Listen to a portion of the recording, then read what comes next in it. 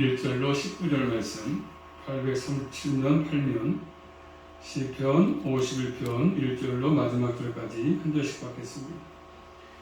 하나님이여 주의 인자를 쫓아 나를 긍휼히 여기시며 주의 많은 자비를 쫓아 내 죄가를 도말하소서. 나의 죄악을 말같게 시키시며 나의 죄를 깨끗이 제하소서. 대저 나는 내 죄가를 아오니 내 죄가 항상 내 앞에 있나이다. 내가 주께만 범죄하여 주의 목전에 악을 행하였사오니 주께서 말씀하실 때 의로우시다 하고 판단하실 때 순전하시다 하리이다. 내가 죄악 중에 출생하였으며 모친이 죄 중에 나를 잉태하였나이다. 중심의 진실함을 주께서 원하시오니 내 속에 지혜를 알게 하시리이다. 우술초로 나를 정결케 하소서. 내가 정하리이다. 나를 씻기소서. 내가 눈보다 희리이다. 나로 즐겁게 기쁜 소리를 듣게 하사 주께서 꺾으신 뼈로 즐거워하게 하소서. 주의 얼굴을 내 죄에서 돌이키시고 내 모든 죄악을 도말하소서. 하나님이여 내 속에 정한 마음을 창조하시고 내 안에 정직한 영을 새롭게 하소서. 나를 주 앞에서 쫓아내지 마시며 주의 성실을 내게서 거두지 마소서. 주의 구원의 즐거움을 내게 회복시키시고 자원하는 심령을 주사 나를 붙드소서. 그러하면 내가 범죄자에게 주의 도를 가르치리니 죄인들이 주께 돌아오리이다. 하나님이여 나의 구원의 하나님이여 피 흘린 죄에서 나를 건지소서. 내 혀가 주의 의를 높이 노래하리이다. 주여 내 입술을 열어주소서. 내 입이 주를 찬송하여 전파하리이다. 주는 제사를 즐겨 아니하시나니 그렇지 않으면 내가 드렸을 것이라. 주는 번제를 기뻐 아니하시나이다. 하나님의 구하시는 제사는 상함 신령이라.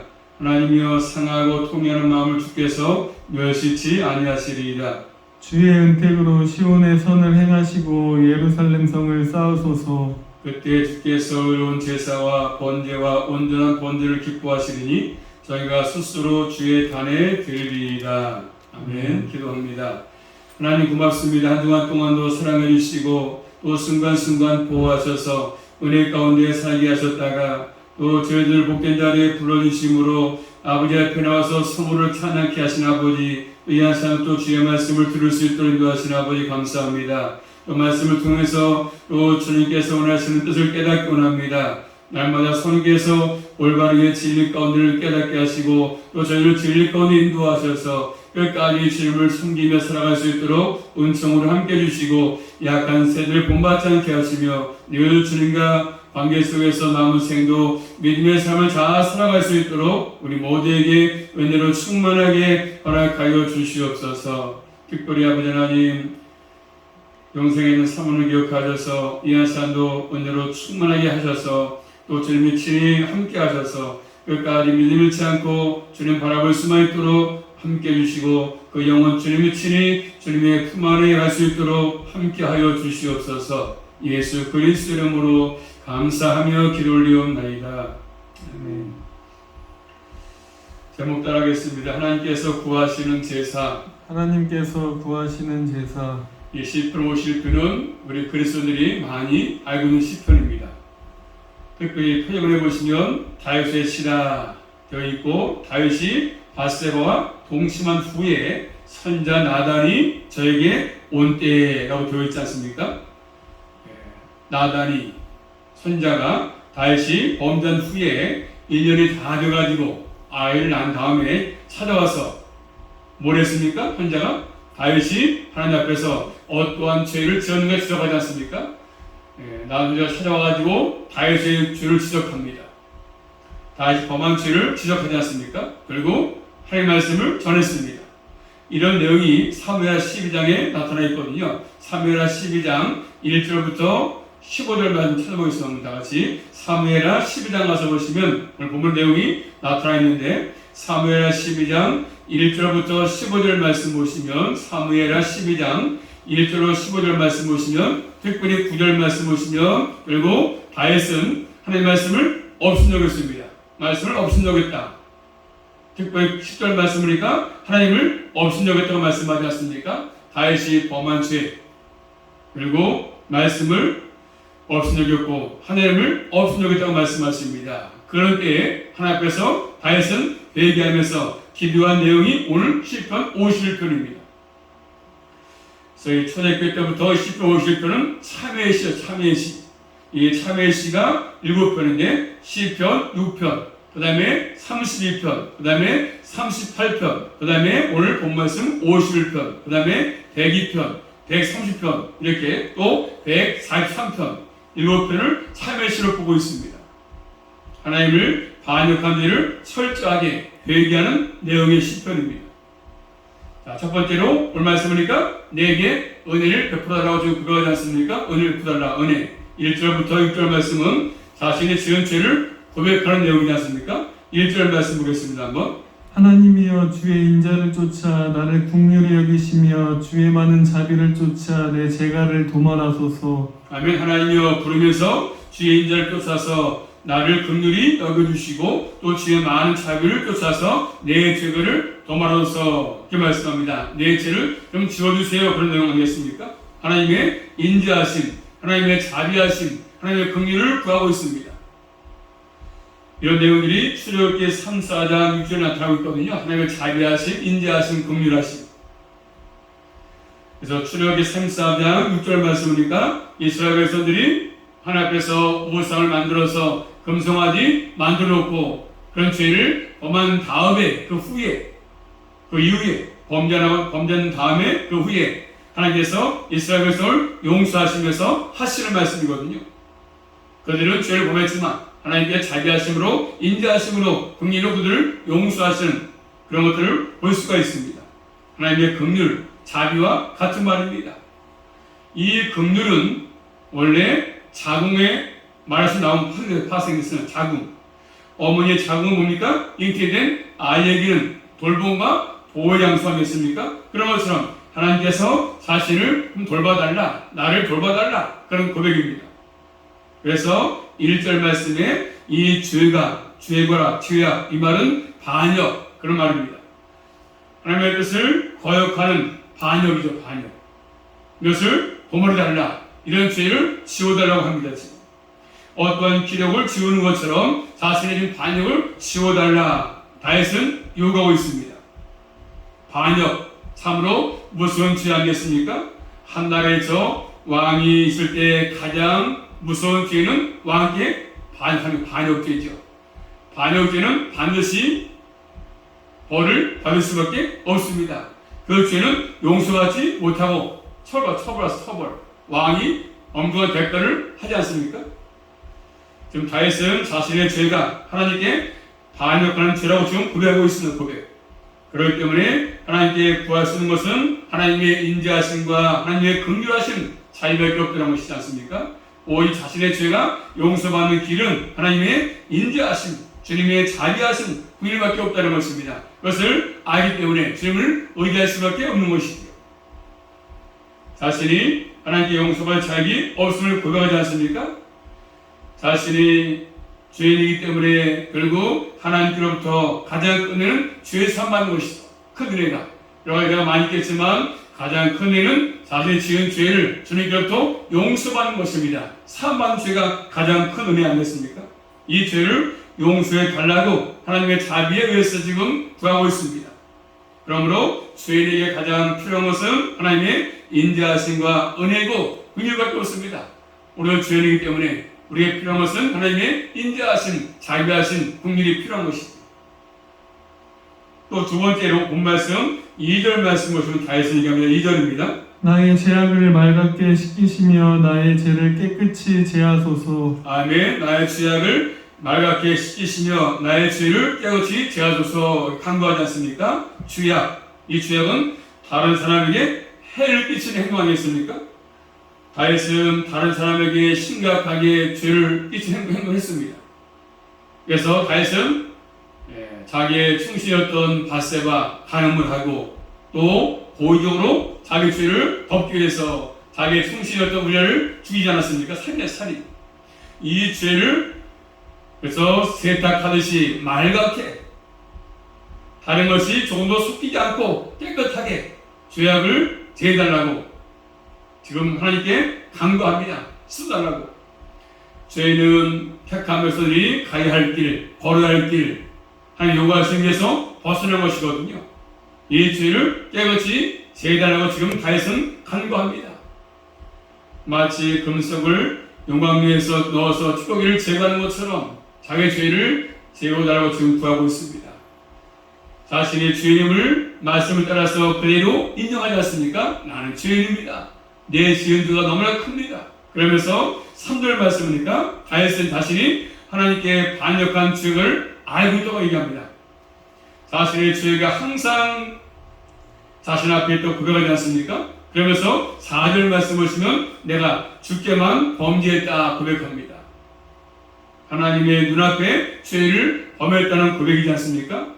다윗은 바세바와 우리아의 죄를 범했습니다. 우리에게. 그렇지만 그 죄가 사람에게 지은 죄였지만 그 죄가 결국 하나님께 범행하심을 알지 않습니까? 고백합니다. 사람에게 해를 끼치는 것도 또 사람과 함께 죄를 범하는 것도 하나님께 범죄하는 것이지 않습니까? 그래서 죄에 대해서 바르게 인식하면 이런 다윗의 고백이 나올 수밖에 없는 것이죠. 잘 아신 대로 창세기 39장 9절 말씀 보시면 요셉도 보디발의 아내와 죄를 범하는 것을 또 하나님께 범하는 것이다. 하나님께 듣지 않으니까 고백했습니다. 사람에게 범했지만 결국 그 모든 죄가 하나님께 범하는 것이다. 똑같은 것이죠. 죄는 사람과의 관계에서 지어질지라도 하나님 눈앞에서 하나님을 향해서 짓는 것을 다윗은 알기 때문에 주 앞에 구하는 것입니다. 다윗은 하나님 말씀이 하나님의 심판이 의롭다, 순전하다, 옳다고 인정합니다. 하나님의 판결이 공의롭습니다. 인정합니다. 다윗은 하나님 말씀을 따라서 자신의 죄를 인정하고 하나님께만 범죄했다고 고백하지 않습니까? 이런 모습 너무나 멋진 모습이죠. 또 다윗은 더 근본적으로 들어가서 올 말씀 5절 말씀 다 가지고 5절 말씀 시작. 내가 죄악 중에 출생하였으며 모친이 죄중에 나를 잉태하였나이다. 자, 더 근본적으로 들어가서 자신이 내가 죄악 가운데 출생했습니다. 어머니 죄 중에서 내가 이때 태어났습니다. 하지 않습니까? 자, 모태에서 잉태했을 때 죄성 가지고 있음을 고백합니다. 모태 속에 있던 잉태된 아이가 죄성을 태어났다는 것을 고백하지 않습니까? 자, 자신이 이러한 존재인 것을 고백합니다. 내가 모친의 죄 가운데 내가 태어났습니다. 자, 그러면서 6절 말씀 보시면 하나님께서는 진실하심을 기뻐하심을 알고 있다고 합니다. 다윗은 자신이 지은 죄를 진실하게 고백하지 않습니까? 그리고 자신에게 죄를 은밀히 가르칠 것이라고 고백합니다. 은밀히 사람의 내부죠. 마음의 깊은 것을 의미하는 표현이지 않습니까? 하나님께서는 선지자 나단을 보내가지고 다윗이 지은 죄를 그래서 분명하게 밝혔습니다.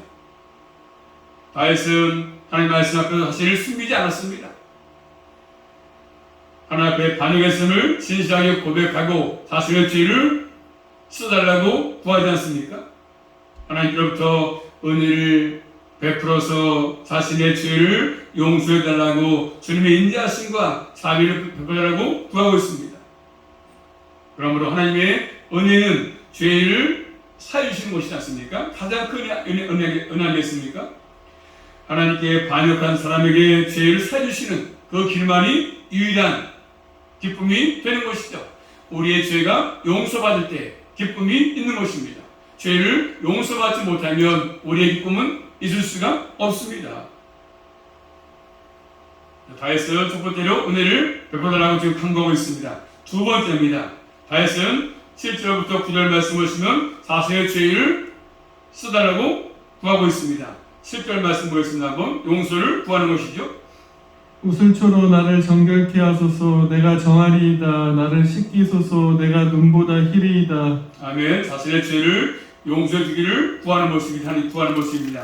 우슬초로 자신을 정결케 해달라고 얘기해서 우슬초. 정결의식을 행할 때 사용되는 것이라고 구약에 보시면 영어 내역이 민수기 나타나 있습니다. 우슬초로 나의 죄를 쏟아라고 지금 간절히 다윗은 구하고 있지 않습니까? 그리고 또 8절 말씀 보시면 하나님께서 죄를 씻어 줄 때만이 내가 즐겁고 기쁘다고 말씀하지 않습니까? 가장 즐거운 소리, 기쁜 소리라고 말하고 있습니다.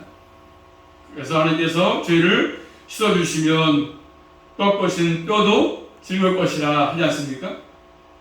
하나님께 반역한 사람은 하나님께서 죄를 씻어주기 전까지는 참된 즐거움과 기쁨이 있을 수가 없다고 말씀합니다. 내가 죄를 지었을 때 그 죄를 하나님이 용서할 때만이 참된 기쁨과 즐거움이 있다는 것을 다윗은 얘기하고 있지 않습니까? 죄를 짓고도 기뻐할 수 있다면 그건 참된 기쁨이 아닌 것이지요. 일시적으로 웃는 것뿐이지 않습니까? 그러므로 참된 즐거움과 참된 기쁨은 하나님의 죄를 용서할 때, 내 죄를 씻을 때만이 가능한 것입니다. 그래서 택한 백성들은 하나님의 죄를 사해줄 때 오는 기쁨을 누리지 않습니까, 우리가? 또 9절 말씀 보시면 주의 얼굴을 자신의 죄에서 돌이켜달라고 얘기하고 있습니다. 4절에서 하나님 앞에서 범죄했다 하지 않았습니까?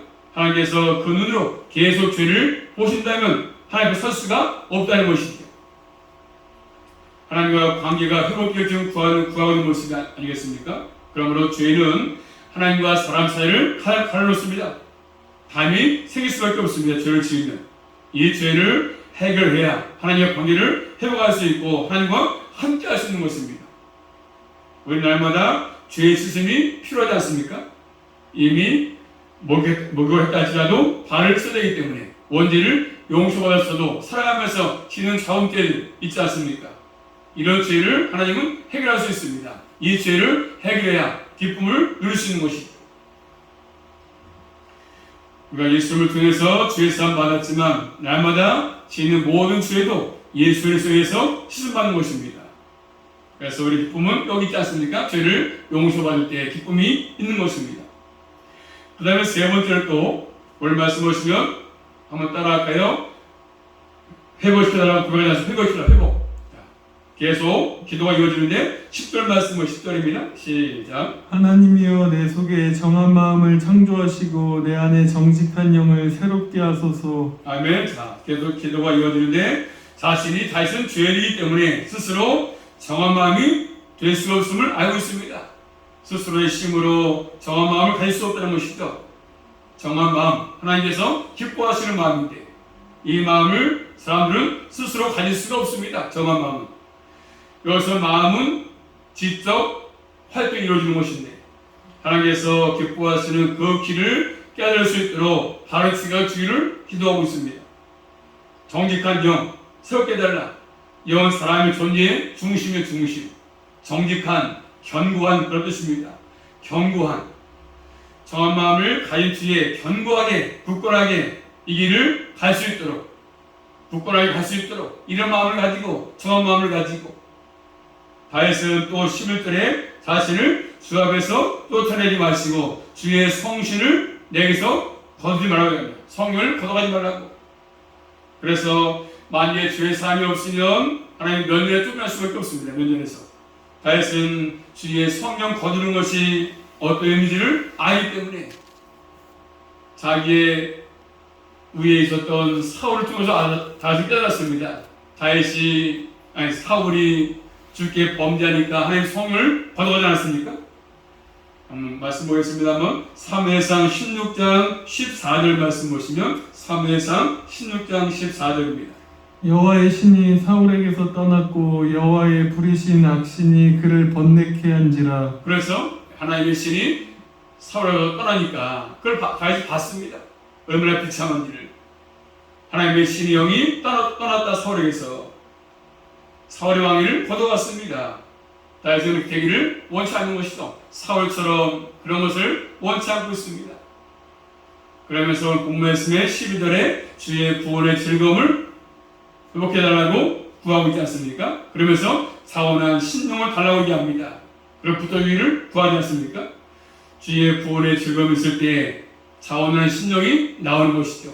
구원의 즐거움이 있을 때 자원할 수 있는 것입니다. 우리가 구원받은 확신이 있을 때 모든 일을 자원할 수 있는 것이죠. 하나님의 은혜를 누릴 때 자원하는 신령이 있게 되는 것입니다. 이 신령 가지고 다윗은 뭘 하겠다고 하고 있습니까? 13절 말씀을 13절 범죄자에게 주의 도를 내가 가르치겠다고 얘기합니다. 그래서 죄인들에게 돌아오게 하겠다고 지금 하고 있지 않습니까? 주의 도, 죄를 범한 죄인이 할지라도 하나님의 자비를 구하고 하나님께 돌아오면 하나님께서 그를 봐줄 것을 의미하는 것이죠. 그래서 먼저 자신이 죄 사함받은 은혜를 누려야 이 도를 전할 수 있는 것입니다. 그리고 14절 말씀입니다. 자신이 피 흘린 죄를 지었다고 합니다. 피 흘린 죄. 아신대로 자신의 충신이었던 우리아를서 죽였던 것이죠. 자신의 죄, 피 흘린 죄. 고의적인 살인입니까? 일부러 죽이라는 생각 앞에 내버려가지고 이 죄에서 자신을 건달라고 얘기하고 있습니다. 그리고 건져주시면 자신의 혀로 주여를 높여서 노래하겠다고 합니다. 자, 15절 같이 보고 15절 말씀 시작. 주여 내 입술을 열어주소서. 내 입이 주를 찬송하여 전파하리이다. 그래서 입술을 열어주시면 주를 찬송해서 전파하겠다고 합니다. 이런 모든 일을 자원의 신용을 하겠다는 자원에서 누가 시켜서가 아니라 자원의 신용을 가지고 주의 구원의 즐거움 이런 것이 있을 때, 즉 주의 삼바의 은혜가 있을 때 자원하는 신용도 있는 것이지 않습니까? 그래서 구원의 즐거움, 주의 삼받은 은혜가 있을 때 결국 자원에서 자원하는 신용이 나오는 것입니다. 그래서 자원의 신용 가지고 하나님을 찬송할 수 있고 하나님을 전파할 수 있는 것이지 않습니까? 자원하는 기쁨이 자원하는 기쁨. 자원하는 신용이 굉장히 중요합니다. 구원의 즐거움이 없으면 죄의 삼받은 은혜가 없으면 자원의 신용이 나올 수가 없습니다. 자원할 수가 없는 것이죠. 은혜가 있을 때만 자원하는 신용이 나오는 것입니다. 그 다음에 네 번째입니다. 다윗은 말씀의 제목대로 하나님께서 구하시는 제사를 말씀하지 않습니까? 그 제사, 지금 제사는 형식적인 제사가 아니라 말씀 16절 말씀 보시면 한번 주는 제사를 즐겨 아니하시나니 그렇지 않으면 내가 드렸을 것이라. 주는 번제를 기뻐 아니하시나이다. 자, 주께서는 제사를 즐겨하지 아니하신다, 기뻐하지 아니하신다고 얘기합니다. 하나님께서는 번제를 기뻐하지 않습니다. 그리고 17절 말씀이니까 하나님께서 구하시는 제사가 무엇인가를 말씀하지 않습니까? 하나님의 구하시는 제사는 상한 심령이라 하나님이여 상하고 통회하는 마음을 주께서 멸시 아니할 것이다 이렇게 말씀합니다. 하나님이 구하시는 제사, 다윗의 제사는 상한 심령이다. 이 상하다는 말은 깨지다는 뜻입니다. 깨진 심령, 부서진 심령을 하나님이 요구하시는 것들이죠. 내 자아가 깨지고 부서지는 것이죠. 그래서 하나님 앞에 겸손한 심령입니다. 하나님의 심령을 요구하십니다. 이런 심령 가지고 하나님의 제사를 요구하시는 것들입니다. 자아가 깨지고 부서지는 것은 하나님이 어떠한 분이신지를 알고 하나님과 관계 가운데서 자신의 죄임을 바르게 인식할 때 나오는 것입니다. 자신의 죄임을 바르게 인식이 없으면 상한 심령이 나오지 않습니다. 나의 존재가 어떤 존재인가 알고 자신의 죄임을 알고 그럴 때 결국 통연한 심령을 가지고 주님께 나갈 수밖에 없는 것입니다. 그리고 또 이어서 18절 말씀 보시면 같이 볼까요? 18절 말씀 시작. 주의 은택으로 시온의 선을 행하시고 예루살렘 성을 쌓으소서. 아멘. 주의 은택으로 시온의 선을 행하시고 예루살렘의 성을 쌓으소서 구하고 있습니다. 다윗은 왕이었습니다. 왕은 하나님을 대리해서 통치하는 사람이지만 이스라엘의 대표였습니다. 언약 백성의 대표가 되기도 하지 않습니까? 다윗은. 그래서 왕이 하나님 앞에 바로 설 때 공동체가 결국 주의 은혜를 입을 수 있는 것이죠. 한 나라의 대통령이 바르게 설 때 온 백성이 평화를 누릴 수 있는 것처럼 마찬가지죠. 다윗 왕이 바르게 설 때, 하나님 설 때 온 백성이 평화를 누릴 수가 있는 것입니다. 은혜 가운데 거할 수 있는 것이죠.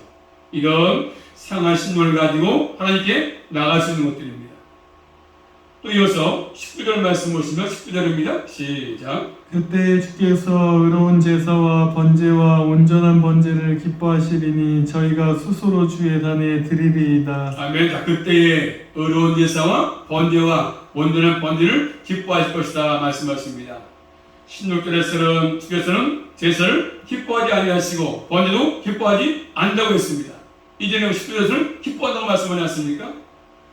하나님께서 제사를 기뻐하지 아니하시고 번제를 기뻐하지 아니하신다. 이 말씀은 그것을 하지 말라 그런 뜻이 아니지 않습니까?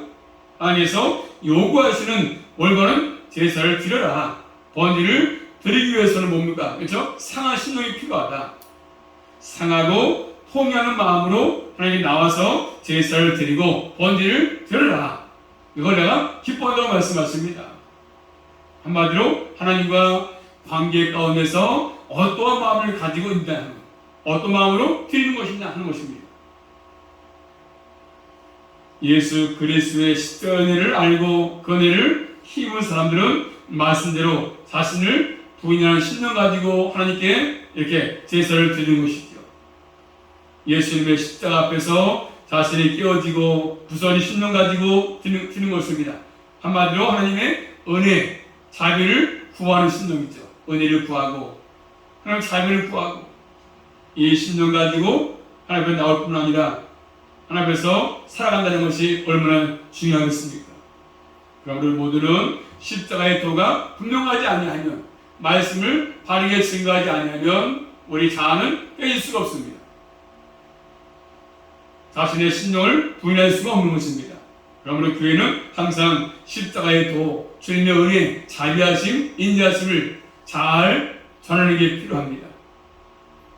그래서 참된 제사를 드릴 수 있도록, 예배를 드릴 수 있도록 하는 것들이 필요한 것입니다. 우리 모두는 이 말씀을 꼭 기억해서 항상 이 상한 마음을 가지고 통회한 심령을 가지고 주 앞에 신령과 진정으로 예배하는 대로 살아갈 수 있기를 주님의 이름으로 축복합니다. 기도합니다. 살아계신 아버지 감사합니다. 하나님께서 구하시는 제사가 무엇인가를 또 시편 50편 말씀을 통해서 깨닫게 하시고 알게 하시는 아버지 감사합니다. 우리의 상한 심령 가지고 또 통한 심령 가지고 주 앞에 늘 믿음을 가지고 예배할 수만 있도록 인도하시기 원합니다. 그래서 우리 모두가 항상 주의 관계 속에서 믿음의 삶을 잘 이어갈 수 있도록 인도하시고 신령과 진정으로 잘 예배할 수만 있도록 함께하여 주시옵소서. 예수 그리스도 이름으로 감사하며 기도 올리옵나이다. 아멘.